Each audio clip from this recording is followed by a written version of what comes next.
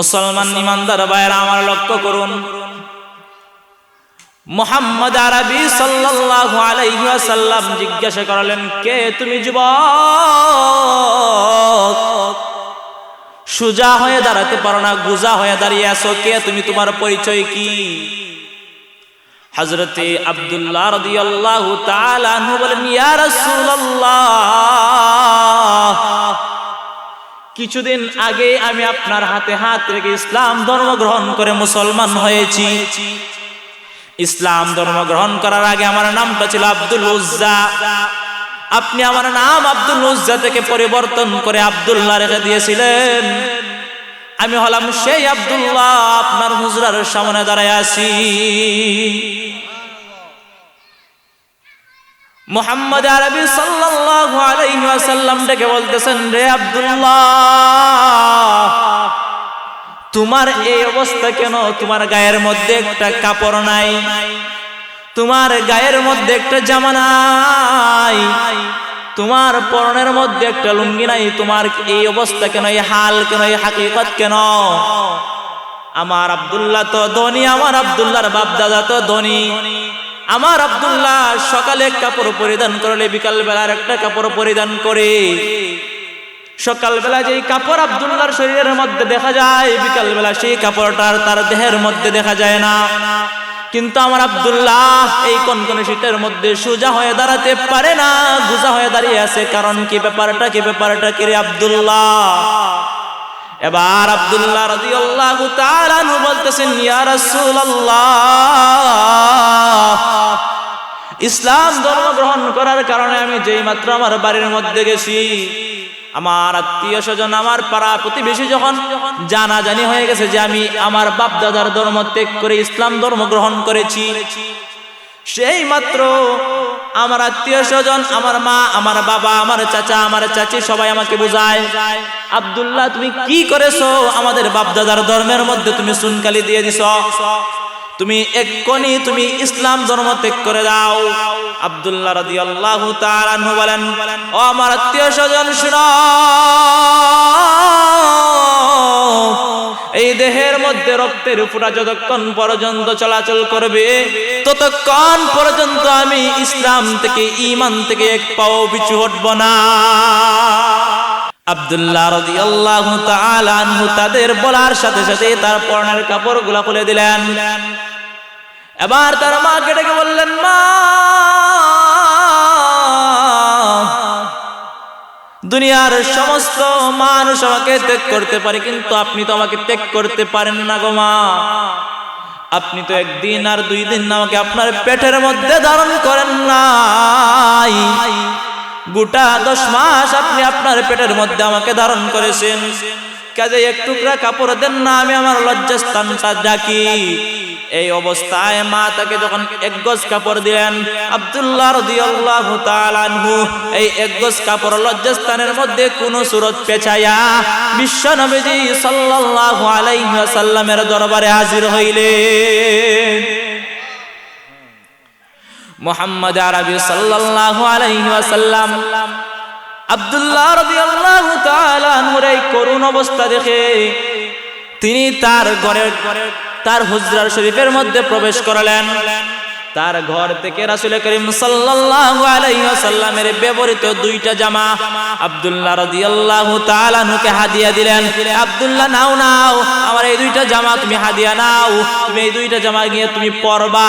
এবার আব্দুল্লাহ রাদিয়াল্লাহু তাআলা আনহুকে মুহাম্মদ আরবি সাল্লাল্লাহু আলাইহি ওয়াসাল্লাম জিজ্ঞাসা করেন, আব্দুল্লাহ, তোমার জীবনের কোনো ইচ্ছা আসেনি? থাকলে আমাকে বলো, আমি আল্লাহ পাক রব্বুল আলামিনের কাছে তোমার জন্য দোয়া করব। সুবহানাল্লাহ।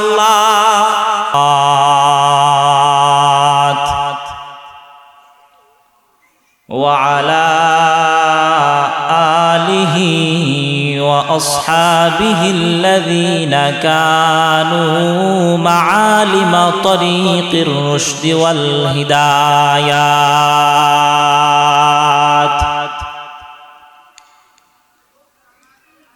ونشهد أن الله لا إله إلا هو الحي القيوم لا تأخذه سنة ولا نوم هو الأول ليس قبله شيء قديم بلا ابتداء دائم بلا انتهاء بلا بداية وبلا دراية بلا مكان وبلا زمان ليس معه وزير ولا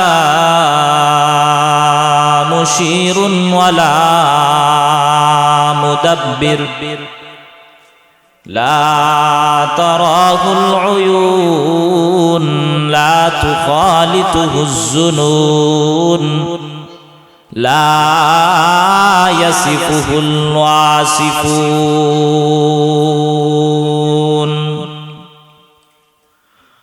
ونشهد أن سيدنا وسندنا وحبيبنا ومولانا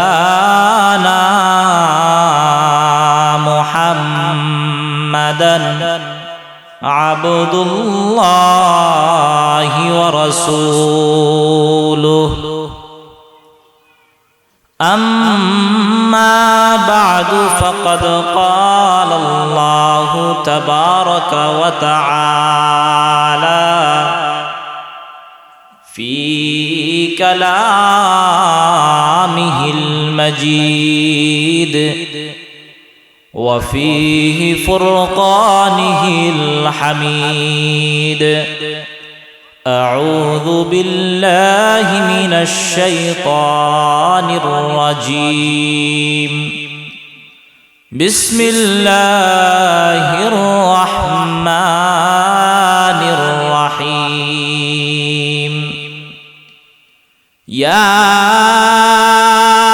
أيها الذين آمنوا اتقوا الله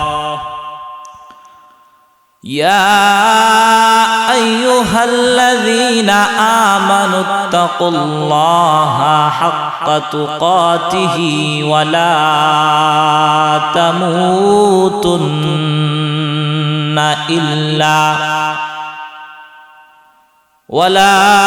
تموتن إلا وأنتم مسلمون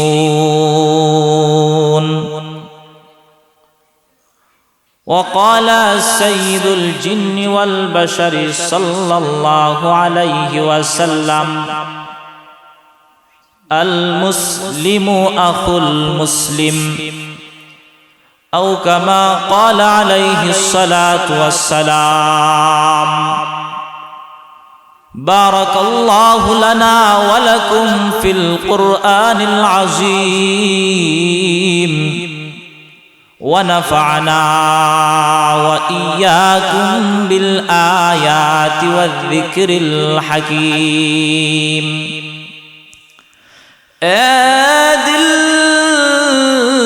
दिल नहीं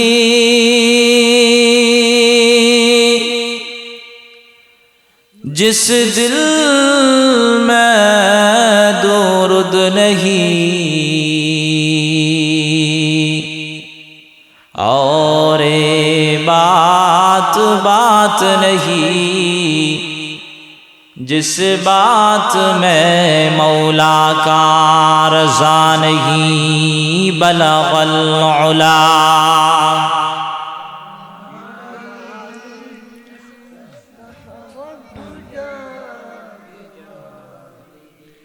हसनत जमीउ खिसालिही सल्लु अलैहि व आलिही। আলহামদুলিল্লাহ ডলোরা নতুন জামে মসজিদের উদ্যোগে আজকের ষষ্ঠ বার্ষিকী ওয়াজ মাহফিলের সম্মানিত সভাপতি সাহেব আমার সামনে উপস্থিত উপবিষ্ট দিনদার, দিনপ্রিয়, ইসলাম প্রিয়, ইমানদার যুবক ভাইয়েরা, মুরব্বী বাবারা, ছোট ছোট কচিকাচারা, পর্দার আড়ালের শ্রবণরতা, শ্রদ্ধা সম্মানিতা মা ও বোনেরা, আমরা সর্বপ্রথম ওই মহান রব্বে করিমের দরবারে অসংখ্য অনিত শুকরিয়া জ্ঞাপন করছি, যিনি আমাদেরকে মুসলমানের ঘরে, ইমানদারের ঘরে জন্ম দিয়ে আমাদেরকে জন্মসূত্রে মুসলমান, জন্মসূত্রে ইমানদার বানিয়েছেন। এই জন্য মহান মাওলা করিমের দরবারে অসংখ্য অগণিত শুকরিয়া জ্ঞাপন করছি। আমরা সবাই বলি আলহামদুলিল্লাহ। মুহতারাম হাজরিন,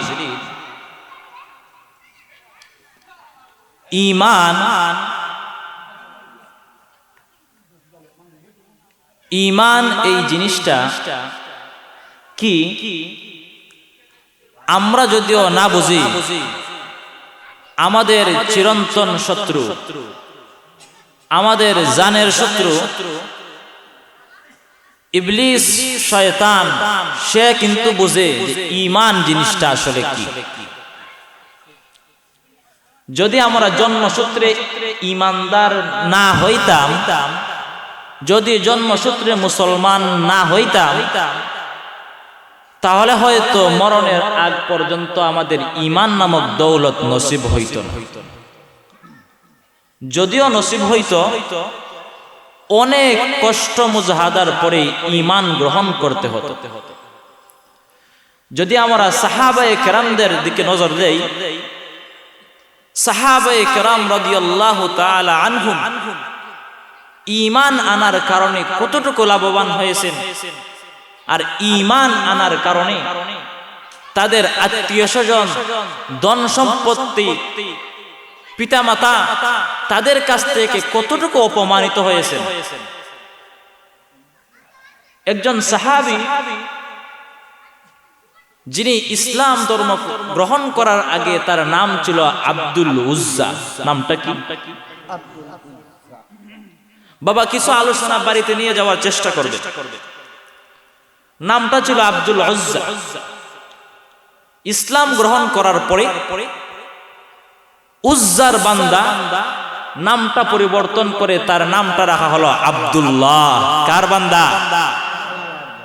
আল্লাহর বান্দা। এই আব্দুল্লাহ রাদিয়াল্লাহু তাআলা আনহু তিনি জন্মসূত্রে ধনী। জন্মসূত্রে কি? ধনী। তিনি সকালে একটা কাপড় পরিধান করেন, তো বিকালে আবার সেই কাপড়টা তার গায়ের মধ্যে দেখা যায় না, অন্য একটা কাপড় দেখা যায়। এক শীতের রাত, কনকনে শীত, রাসূল করিম সাল্লাল্লাহু আলাইহি ওয়াসাল্লাম তাহাজ্জুদের নামাজ পড়ার জন্য, ওযু করার জন্য যেই মাত্র তার হুজরা শরীফ থেকে বাহিরে বাইর হইলেন, নজর করে দেখলেন একজন মানুষ সোজা হয়ে দাঁড়াতে পারে না, গুজা হয়ে দাঁড়ায় আছে। সুবহানাল্লাহ। মুসলমান ইমানদার ভাইরা আমার লক্ষ্য করুন, মুহাম্মদ আরবি সাল্লাল্লাহু আলাইহি ওয়াসাল্লাম জিজ্ঞাসা করলেন, কে তুমি যুবক? সোজা হয়ে দাঁড়াতে পারো না, গুজা হয়ে দাঁড়িয়ে আছো, কে তুমি? তোমার পরিচয় কি? হযরতে আব্দুল্লাহ রাদিয়াল্লাহু তাআলা আনহু বলেন, ইয়া রাসূলুল্লাহ, কিছুদিন আগে আমি আপনার হাতে হাত রেখে ইসলাম ধর্ম গ্রহণ করে মুসলমান হয়েছি। ইসলাম ধর্ম গ্রহণ করার আগে আমার নামটা ছিল আব্দুল উজ্জা। আপনি আমার নাম আব্দুল উজ্জা থেকে পরিবর্তন করে আব্দুল্লাহ রেখে দিয়েছিলেন। আমি হলাম সেই আব্দুল্লাহ, আপনার হুজরার সামনে দাঁড়ায় আছি। মুহাম্মদ আরবি সাল্লাল্লাহু আলাইহি ওয়াসাল্লাম ডেকে বলতেছেন, রে আব্দুল্লাহ, তোমার এই অবস্থা কেন? তোমার গায়ের মধ্যে একটা কাপড় নাই, তোমার গায়ের মধ্যে একটা জামা নাই, তোমার পরনের মধ্যে একটা লুঙ্গি নাই, তোমার এই অবস্থা কেন? এই হাল কেন? এই হাকিকত কেন? আমার আব্দুল্লাহ তো ধনী, আমার আব্দুল্লাহর বাপ দাদা তো ধনী। আমার আব্দুল্লাহ সকালে এক কাপড় পরিধান করলে বিকাল বেলার একটা কাপড় পরিধান করে। সকালবেলা যেই কাপড় আব্দুল্লাহর শরীরের মধ্যে দেখা যায়, বিকাল বেলা সেই কাপড়টা তার দেহের মধ্যে দেখা যায় না। কিন্তু আমার আব্দুল্লাহ এই কনকনে শীতের মধ্যে সোজা হয়ে দাঁড়াতে পারে না, গুজা হয়ে দাঁড়িয়ে আছে। কারণ কি ব্যাপারটা কি রে আব্দুল্লাহ? এবার আব্দুল্লাহ রাদিয়াল্লাহু তাআলা আনহু বলতেছেন, ইয়া রাসূলুল্লাহ, ইসলাম ধর্ম গ্রহণ করার কারণে আমি যেই মাত্র আমার বাড়ির মধ্যে গেছি, আমার আত্মীয় স্বজন, আমার পাড়া প্রতিবেশী যখন জানাজানি হয়ে গেছে যে আমি আমার বাপ দাদার ধর্ম ত্যাগ করে ইসলাম ধর্ম গ্রহণ করেছি, সেই মাত্র আমার আত্মীয় স্বজন, আমার মা, আমার বাবা, আমার চাচা, আমার চাচি সবাই আমাকে বুঝায়, আব্দুল্লাহ তুমি কি করেছো? আমাদের বাপ দাদার ধর্মের মধ্যে তুমি সুনকালি দিয়ে দিছো, তুমি এক্ষুনি তুমি ইসলাম ধর্ম ত্যাগ করে দাও।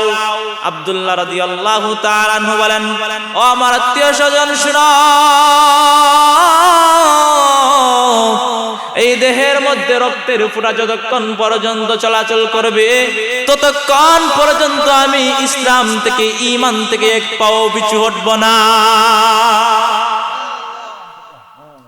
বিভিন্ন ধরনের কলা কৌশলের মাধ্যমে যখন তারা আব্দুল্লাহ রাদিয়াল্লাহু তাআলা আনহুকে ইসলাম ধর্ম থেকে পিছু হটাইতে পারে নাই, তখন আব্দুল্লাহ রাদিয়াল্লাহু তাআলা আনহুর চাচা তার আত্মীয় স্বজনদেরকে বুদ্ধি দিলেন যে শুনো, আব্দুল্লাহর শরীরের মধ্যে যে কাপড় চোপড় আছে আর সে যে আমাদের উত্তরসূরি হইবে, যে আমাদের সম্পদের উত্তরসূরি হইবে, তাহলে তাকে আমরা কিছু ভয় দেখাই যে আব্দুল্লাহ তুমি যদি ইসলাম ধর্ম না ছাড়ো, আমাদের বাপ দাদার যে সম্পত্তি আছে এই সম্পত্তির ভাগ তোমাকে দেওয়া হবে না। আব্দুল্লাহ রাদিয়াল্লাহু তাআলা তাতেও রাজি। এবার তারা ভাবলো যখন কি করা যায়, তাকে যদি উলঙ্গ করে ছেড়ে দেই আমরা, তাহলে সে হয়তো শরমে লজ্জায় পড়ে এমন হতে পারে যে ইসলাম ধর্ম ছেড়ে দিলেও দিতে পারে। এবার তার আত্মীয় স্বজন তাকে বলতেছেন, আব্দুল্লাহ তোমার পরনের মধ্যে যে কাপড় আছে এগুলো তো আমাদের টাকায় কিনা, কাজেই তোমার পরনের কাপড়গুলো আমাদেরকে এক্ষুনি খুলে দাও। নাউজুবিল্লাহ। আব্দুল্লাহ রাদিয়াল্লাহু তাআলা আনহু তাদের বলার সাথে সাথে তার পরনের কাপড়গুলো খুলে দিলেন। এবার তার মাকে ডেকে বললেন, মা, দুনিয়ার সমস্ত মানুষ আমাকে ত্যাগ করতে পারে, কিন্তু আপনি তো আমাকে ত্যাগ করতে পারেন না গো মা। আপনি তো একদিন আর 2 দিন আমাকে আপনার পেটের মধ্যে ধারণ করেন নাই, গোটা 10 মাস আপনি আপনার পেটের মধ্যে আমাকে ধারণ করেছেন। কাজে এক টুকরা কাপড় দেন না, আমি আমার লজ্জাস্থানটা ঢাকি। এই অবস্থায় মা তাকে যখন 1 গজ কাপড় দিলেন, আব্দুল্লাহ রাদিয়াল্লাহু তাআলা আনহু এই 1 গজ কাপড় লজ্জাস্থানের মধ্যে কোন সুরত পেছায়া বিশ্ব নবীজি সাল্লাল্লাহু আলাইহি ওয়াসাল্লামের দরবারে হাজির হইলেন। মুহাম্মদ আরবি সাল্লাল্লাহু আলাইহি ওয়াসাল্লাম আব্দুল্লাহ রাদিয়াল্লাহু তাআলা আনহুর এই করুণ অবস্থা দেখে তিনি তার ঘরের তার হুজরার শরীফের মধ্যে প্রবেশ করলেন। তার ঘর থেকে রাসূল করিম সাল্লাল্লাহু আলাইহি ওয়াসাল্লামের ব্যবহৃত 2টা জামা আব্দুল্লাহ রাদিয়াল্লাহু তাআলা আনহুকে হাদিয়া দিলেন। আব্দুল্লাহ নাও নাও, আমার এই 2টা জামা তুমি হাদিয়া নাও, তুমি এই 2টা জামা নিয়ে তুমি পরবা। এবার আব্দুল্লাহ রাদিয়াল্লাহু তাআলা আনহুকে মুহাম্মদ আরবি সাল্লাল্লাহু আলাইহি ওয়াসাল্লাম জিজ্ঞেস করেন, আব্দুল্লাহ তোমার জীবনের কোনো ইচ্ছা আসেনি? থাকলে আমাকে বলো, আমি আল্লাহ পাক রব্বুল আলামিনের কাছে তোমার জন্য দোয়া করব। সুবহানাল্লাহ। তোমার জীবনে কোনো ইচ্ছা আসেনি? থাকলে আমাকে বলো, আমি আল্লাহর কাছে দোয়া করব। আব্দুল্লাহ রাদিয়াল্লাহু তাআলা আনহু বলতেছেন, ইয়া রাসূলুল্লাহ আমার জীবনের তেমন কোনো ইচ্ছা নাই, তবে আমি শাহাদাতের মরণ চাই। কি চাই? শাহাদাতের মরণ চাই। প্রকান্তরে দেখা গেল ফলশ্রুতি আব্দুল্লাহ রাদিয়াল্লাহু তাআলা আনহুর শাহাদাতের মরণ হইল। সুবহানাল্লাহ। যেই মাত্র আব্দুল্লাহ রাদিয়াল্লাহু তাআলা আনহুর ইন্তেকালের খবরটা রাসূল করিম সাল্লাল্লাহু আলাইহি ওয়াসাল্লাম শুনলেন, এবার মুহাম্মদুর রাসূলুল্লাহ সাল্লাল্লাহু আলাইহি ওয়াসাল্লাম তার সাহাবাদেরকে ডেকে বলতেছেন, এই সাহাবারা শোনো, আমার আব্দুল্লাহর গোসল তোমরা দিবা না, আমার আব্দুল্লাহর গোসল আমি নিজে রাসূল দিব। আমার আব্দুল্লাহর জানাজার নামাজ তোমরা পড়াইবা না, আমি নিজে আমার আব্দুল্লাহর জানাজার নামাজ পড়াই। যেই মাত্র জানাজার নামাজের পরে আব্দুল্লাহ রাদিয়াল্লাহু তাআলা আনহুর লাশটা নিয়ে কবরের মধ্যে যাওয়া হয়, রাসূল করিম সাল্লাল্লাহু আলাইহি ওয়াসাল্লামের সাথে সাথে যায়। মুসলমান ভাইরা আমার লক্ষ্য করুন, যখন আব্দুল্লাহ রাদিয়াল্লাহু তাআলা আনহুর লাশটা কবরের মধ্যে রাখা হবে, নবী আমার তার সাহাবায়ে কেরামদেরকে ডেকে বলতেছেন, রে সাহাবারা শুনো, আমার আব্দুল্লাহর কবরের মধ্যে তোমরা নামবা না, আমি নিজে, আমি রাসূল, আমি আমার আব্দুল্লাহর কবরের মধ্যে নামবো। রাসূল করিম সাল্লাল্লাহু আলাইহি ওয়াসাল্লাম আব্দুল্লাহ রাদিয়াল্লাহু তাআলা আনহুর কবরের মধ্যে নামলেন, নে বলতেছেন, দে সাহাবায়ে কেরাম আমার আব্দুল্লাহর লাশটা আমার হাতে দে। রাসূল করিম সাল্লাল্লাহু আলাইহি ওয়াসাল্লাম আব্দুল্লাহ রাদিয়াল্লাহু তাআলা আনহুর লাশটা হাতের মধ্যে নিয়ে নিচের দিকে রাখে না, উপরের দিকে উঠায়। সাহাবায়ে কেরাম আশ্চর্য হয়ে গেলেন, লাশ রাখবে নিচের দিকে, উঠায় দিকে উপরের দিকে। রাসূল করিম সাল্লাল্লাহু আলাইহি ওয়াসাল্লাম লাশটা উপরের দিকে উঠাইয়া বলতেছেন, আল্লাহ, আমি আমার আব্দুল্লাহর প্রতি খুশি, তুমিও খুশি হয়ে যাও। আমি আমার আব্দুল্লাহর প্রতি খুশি, তুমিও খুশি হয়ে যাও। তাহলে আমি আপনাদেরকে যে জিনিসটা বোঝাতে চেয়েছিলাম, যে ঈমান যে জিনিসটা, ঈমান যে আমরা জন্মসূত্রে পাইছি, আমরা তো সহজে পেয়ে গেছি, কিন্তু সাহাবায়ে কেরাম রাদিয়াল্লাহু তাআলা বড় বড় ত্যাগ করেছেন তারা ঈমানের জন্য, ঠিক কিনা? আল্লাহ তাআলা বলেন, হে আমার বান্দারা শোনো, যদিও তোমরা ঈমান, আমি ব্যাখ্যা করে আপনাদেরকে বুঝাইতেছি, আমার নিজের ব্যাখ্যা, যদিও ঈমান তোমরা কষ্ট করে পাও নাই, যদিও ঈমান আনতে গেলে, ঈমান আনার ক্ষেত্রে তোমাদের পরীক্ষা দিতে হয় নাই, কিন্তু জায়গায় জায়গায় আল্লাহ পাক রব্বুল আলামিন তোমাদের পরীক্ষা করবেন, এটা আল্লাহর কথা। সুবহানাল্লাহ।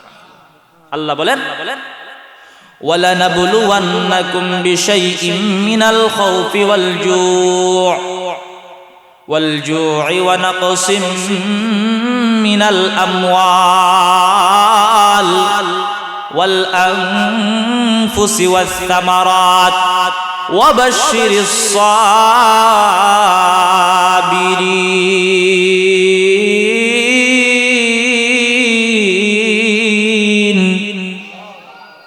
আল্লাহ পাক রব্বুল আলামিন বলেন, হে আমার বান্দা বান্দিরা শোনো, তোমরা এই কথা ভাবার কোনো সুযোগ নাই। সাহাবায়ে কেরাম রাদিয়াল্লাহু তাআলা আনহুম ঈমানের জন্য বড় বড় পরীক্ষা দিয়েছেন, তোমাদেরকে যে আমি আল্লাহ পরীক্ষা করব না, তোমরা এই কথা ভাবার কোনো সুযোগ নাই। যেই মাত্র তোমরা ঈমান আনছো, ঈমানের উপর ইস্তেকামত থাকার চেষ্টা করবা। সুম্মা ইসতাকামু তাতানাজ্জালু আলাইহিমুল মালাইকা, যেই মাত্র ঈমানের উপর অটল আর অবিচল থাকার চেষ্টা করবা, আল্লাহ পাক রব্বুল আলামিন বলেন, আমি আমার বান্দা বান্দীদেরকে বিভিন্ন ভাবে পরীক্ষা করব। কখনো তাদেরকে কুদা দিয়া পরীক্ষা করব, বুক দিয়া পরীক্ষা করব, ডর ভয় দিয়া পরীক্ষা করব, সন্তান সন্ততি দিয়া পরীক্ষা করব, মাল দিয়া পরীক্ষা করব, না দিয়া পরীক্ষা করব। এজন্য আল্লাহ পাক রব্বুল আলামিন বলেন, ফাআম্মাল ইনসানু ইযা মাবতালাহু রাব্বুহু ফাআকরামাহু ওয়া না'আমাহু فيقول ربي أكرمن وأما إذا ما ابتلاه فقدر عليه رزقه فيقول ربي أهانن كلا بل لا تكرمون اليتيم ولا تحاضون على طعام المسكين وتأكلون التراث أكلا لما وتحبون المال حبا জাম্মা। আল্লাহ পাক রব্বুল আলামিন বলেন, আমি আল্লাহ মানুষদেরকে সম্মান দেই, সম্পদ দেই মানুষদেরকে পরীক্ষা করার জন্য, আর তারা ভাবে আমার মালিক আমাকে সম্মানিত করেছেন। আর আল্লাহ তাআলা বলেন, আর কিছু কিছু মানুষদেরকে আমি আল্লাহ সম্মান সম্পদ দেই না, এও যে দেই না তাও তাকে পরীক্ষা করার জন্য, ইজ্জত দেই না তাও তাকে পরীক্ষা করার জন্য। সমাজের মধ্যে বিচার সালিসের মধ্যে তাকে ডাকা হয় না, বিভিন্ন ধরনের মিছিল মিটিং এর মধ্যে তাকে ডাকা হয় না। আমি আল্লাহ যে তাকে সম্মান আর সম্পদের মালিক বানাইলাম, এটা আমি আল্লাহর পরীক্ষা। এই যে আমি আল্লাহ তাকে সম্মান আর সম্পদের মালিক না বানাইলাম, এটা আমি আল্লাহর পরীক্ষা। কিন্তু আমার বান্দা বান্দিরা সেটাকে পরীক্ষা মনে করে না, তারা মনে করে ফায়াকুলু রাব্বি আহানান, আমাদের রব আমাকে অপমানিত করেছেন। নাউজুবিল্লাহ।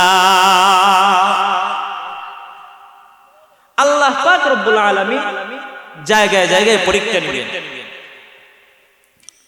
ঈমানের উপর যখনই অটল অবিচল থাকবেন আপনি, তখনই বিভিন্ন প্রকারের বালা মুসিবত আসবে, এটা আল্লাহর কথা। এই যে যুগে যুগে মুসিবত আসছে, যুগে যুগে মুসিবত আসছে, আর আমাদের ভারতবর্ষ যখন স্বাধীন হয় তখনও বড় একটা মুসিবত ছিল ইংরেজদের মুসিবত। এই ইংরেজদের মুসিবত যিনি মোকাবেলা করেছেন, মুসিবতের সময় অনেক আলেম ওলামা শহীদ হয়েছেন, তার মধ্যে একজনের নাম হলো হাফেজ জামিন শহীদ রহমতুল্লাহি আলাইহি। তারা শহীদ হয়েছেন। আল্লাহ পাক রব্বুল আলামিন বলেন, যখন তুমি ইসলামের জন্য তোমার জান কুরবান করবা, ইসলামের জন্য যখন তুমি মরবা, তখন প্রকৃতপক্ষে তুমি যদিও দেখা যায় তুমি মৃত, কিন্তু আল্লাহ বলেন বাল আহইয়া, বরং তারা জীবিত। সুবহানাল্লাহ।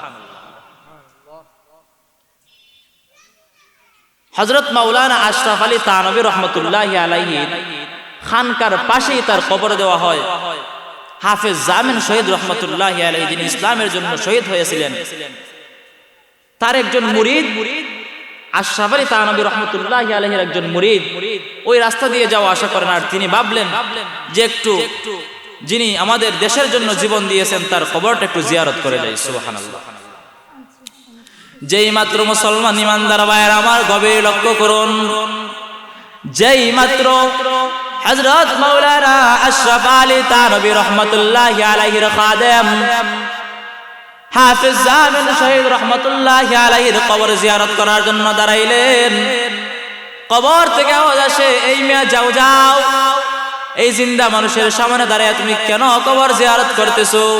কবর জিয়ারত করতে হলে অনেক মানুষ দেখো না, পাশেই তো অনেক মানুষ মৃত আছে, অনেক তো লাশ আছে, ওই লাশের কবর জিয়ারত করো।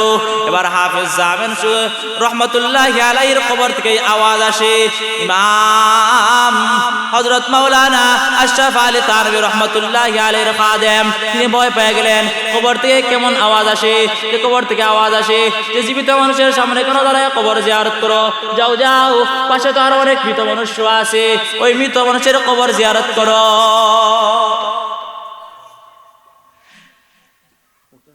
এই খাদেম যখন আশরাফ আলী থানভী রহমতুল্লাহি আলাইহির কাছে গিয়ে এই ঘটনা বলছে, আশরাফ আলী থানভী রহমতুল্লাহি আলাইহি বলেন, হ্যাঁ ঠিকই তো, তুমি কেন জিন্দা মানুষের সামনে দাঁড়ায় কবর জিয়ারত করবা?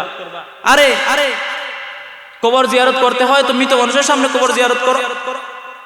এবার খাদেম বলতেছেন আশ্চর্য হয়ে, হুজুর উনি যদি জীবিত হন তাহলে কবর রাখছেন কেন? হযরত মাওলানা আশরাফ আলী থানভী রাহমাতুল্লাহি আলাইহি বলেন, ও শাগরিদ শুনো, তাকে কবরে রাখা লাগে বিদায় আমরা কবরে রাখছি। কিন্তু আল্লাহ পাক রব্বুল আলামিন বলেন, ওয়ালা তাকুলু লিমান ইয়াকতালু ফি সাবিলিল্লাহি আমওয়াত বাল আহইয়া, যারা যারা আল্লাহর রাস্তায় জীবন দেয়, যারা আল্লাহর রাস্তায় শহীদ হয়, তোমরা তাকে শহীদ বলো না, তোমরা তাকে মওত, তোমরা তাকে মৃত্যু বলো না, মৃত্যু বলো না, বরং তোমরা তাকে বলো বরং সে জীবিত, বরং সে জীবিত। দেখেন না আমাদের উসমান হাদি ভাইও মরিয়াও জীবিত হয়ে গেছে, ঠিক কিনা? শহীদ শরীফ উসমান হাদি রহমতুল্লাহি আলাইহি মারা যাওয়ার পরেও সে জীবিত হয়ে গেছে। মারা যাওয়ার আগে তাকে কয়জন মানুষ চিনত? এখন গোটা দেশের মানুষ চিনত, ঠিক না? সে চাইছিল 5,000 ভোট, 10,000 ভোট, কিন্তু এখন গোটা 18 কোটি মানুষের ভালোবাসা সে পেয়ে গেছে। বড় বড় আলেম ওলামারা তার জন্য কাঁদে। আনিসুর রহমান আশরাফি সাহেব আমার একজন মহব্বতের হুজুর, আমার খুব প্রিয় হুজুর, উনি বলছেন যে আমি এই যুবকের জন্য, এই নওজোয়ান ভাইয়ের জন্য এই পরিমাণ চোখের পানি ফেলছি যে আমার সারা জিন্দগিতে আর কারো জন্য এত পরিমাণ চোখের পানি ফেলি নাই। সুবহানাল্লাহ। তাহলে এই যে আমার ভাই শহীদ শরীফ উসমান হাদি রহমতুল্লাহি আলাইহি, সে মরেও সে বেঁচে গেছে, ঠিক কিনা? তাহলে এই যে আউলিয়া কেরামের কবর থেকে আওয়াজ আসছে, এটাকে বলা হয় কারামত। এটা কি বলা হয় বাবা? কারামত। কারামতুল আউলিয়া হাক্কুন। আউলিয়া কেরামের কারামত সত্য। আমাদের বাংলাদেশে অনেক বুজুর্গ, অনেক ওলি শুয়ে আছেন যাদের কারামত মাঝে মাঝে প্রকাশ পায়। যেমন আমাদের কানাইঘাটের হুজুর আল্লামা মুশাহিদ বায়ুমপুর রহমতুল্লাহি আলাইহি, নুরউদ্দিন গহরপুর রহমতুল্লাহি আলাইহি, যিনি মক্কা শরীফে গিয়ে মক্কার ইমাম সাহেবের ভুল ধরছিলেন, বলেন না সুবহানাল্লাহ। শাইখে কাতিয়া রহমতুল্লাহি আলাইহি, তাদের কবর থেকে মাঝে মাঝেই গ্রান আসে, মাঝে মাঝে মেশকে আম্বরের গ্রান আসে। এখন কথা হলো যে কবর থেকে গ্রান আসলে সে যে বড় ওলি, এমন কোনো কথা না। আর কবর থেকে গ্রান না আসলে তিনি যে ওলি না, এমনটাও কোনো কথা না। আমাদের সিলেটের, এরা হলেন আমাদের সিলেটের রত্ন, এটা আমাদের গর্ব, ঠিক কিনা? ধন্য ধন্য সিলেটবাসী, ধন্য হযরত শাহপরান, সিলেটবাসীর হৃদয় খাঁটি, অন্তরেতে প্রেম বাগান, ঠিক কিনা? আরে ধন্য ধন্য সিলেটবাসী, ধন্য হযরত শাহপরান, সিলেটবাসীর হৃদয় খাঁটি, অন্তরেতে প্রেম বাগান। সিলেট বিভাগলির ঘাটি খাটি, তাদের দিল ঈমান, সদর প্রাণের শাহান শাহা, শাহজালালার শাহপরান, সদর প্রাণের শাহান শাহা, শাহজালালার শাহপরান। সিলেটবাসীর হৃদয়ে খাটি, অন্তরে যে প্রেম বাগান, সিলেটবাসীর হৃদয়ে খাটি, অন্তরে যে প্রেম বাগান, সদর প্রাণের শাহান শাহা, শাহজালালার শাহপরান, সদর প্রাণের শাহান শাহা, শাহজালালার শাহপরান। এজন্য মুহতারাম ভাই, আমি আসছি আপনাদের এলাকার মধ্যে পরিচিত হওয়ার জন্য। আজকে আসলে মূলত আমার ওয়াজ না, আর সময় একেবারে সীমিত, এশার নামাজের আজানের সময় হয়ে গেছে। তো ইনশাআল্লাহ ভবিষ্যতে যদি সময় সুযোগ হয় বিস্তারিত লম্বা আলোচনা করব। আজকে জাস্ট একটু পরিচিতির জন্য আমি আসছি। তো যে আলোচনাটুকু করলাম যে ঈমান আনতে হলে, ঈমান যে আমরা আনছি, আল্লাহ পাক রব্বুল আলামিন আমাদেরকে পরীক্ষা করবেন, ঠিক কিনা? এই পরীক্ষার মধ্যে আমাদেরকে সুম্মাস্তাকামু, আমাদেরকে ইস্তেকামত থাকতে হবে, অটল অবিচল থাকতে হবে। যদি আমরা এই পরীক্ষাগুলোর মধ্যে অটল অবিচল থাকতে পারি, আল্লাহ বলেন তাতানাজ্জালু আলাইহিমুল মালাইকাতু আল্লা তাখাফু ওয়া লা তাহজানু আবশিরু বিল জান্নাহ। যদি তোমরা অটল আর অবিচল থাকতে পারো, আল্লাহ পাক রব্বুল আলামিনের পক্ষ থেকে তোমাদের উপর ফেরেশতা আল্লাহ নাজিল করবেন। তাতানাজ্জালু আলাইহিমুল মালাইকা, তোমাদের কোনো ভয় নাই, তোমাদের কোনো ভীতি নাই, এবং তোমরা শুনে রাখো তোমাদের জন্য রয়েছে পরকালে জান্নাতের সুসংবাদ। এজন্য আল্লাহ পাক রব্বুল আলামিন যেন আমাদের সবাইকে ঈমানের সহিত নেক আমল করার তৌফিক দান করেন। আমিন। ওয়া আখিরু দাওয়ানা আলহামদুলিল্লাহি রাব্বিল আলামিন। আসসালামু আলাইকুম ওয়া রাহমাতুল্লাহ।